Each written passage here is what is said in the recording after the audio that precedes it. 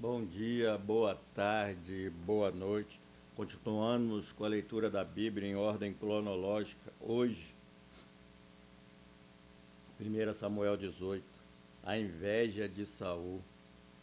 Depois dessa conversa de Davi com Saul, surgiu tão grande amizade entre Jonatas e Davi, que Jonatas tornou-se o seu melhor amigo. Naquele dia diante, Saul manteve Davi consigo e não o deixou voltar à casa de seu pai. E Jonatas fez um acordo de amizade com Davi, por se tornar o seu melhor amigo. Jonatas tirou o manto que estava vestindo e o deu a Davi com sua túnica, e até a sua espada, seu arco e o seu cinturão. Tudo que Saul lhe ordenara fazer, Davi fazia com tanta habilidade que Saul lhe deu um posto elevado no exército.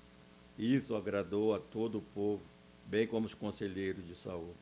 Quando os soldados voltaram para casa depois que Davi matou os filisteus, as mulheres saíram de toda a cidade de Israel ao encontro do rei Saul com cânticos e danças, com tamborins, com músicas alegres e instrumentos de cordas. As mulheres dançavam e cantavam.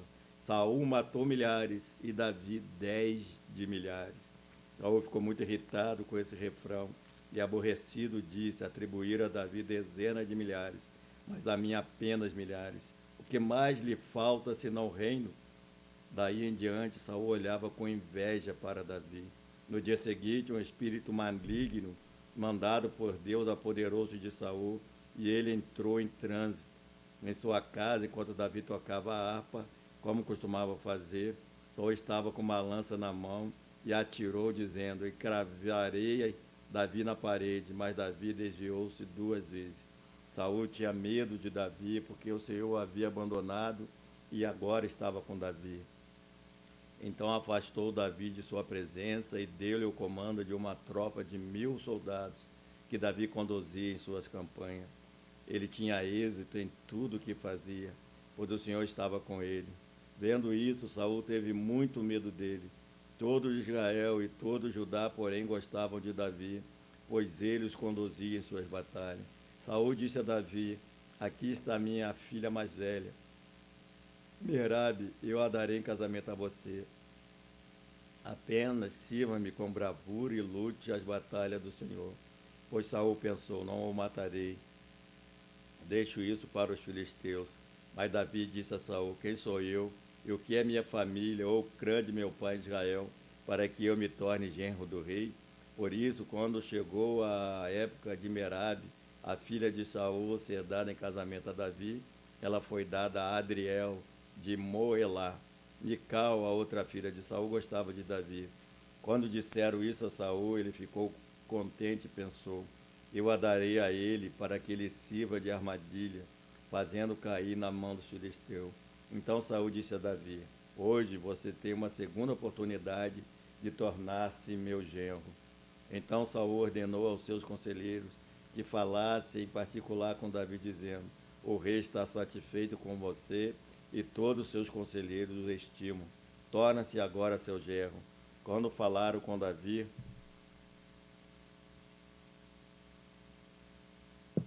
ele disse: vocês acham que tornar-se genro do rei é fácil? Sou um homem pobre e sem recurso. Quando os conselheiros de Saul lhe contaram o que Davi tinha dito, Saul ordenou que dissesse a Davi: o rei não quer outro preço pela noiva, além de 100 prepúcios de filisteus, para vingar-se de seus inimigos. O plano de Saul era que Davi fosse morto pelos filisteus.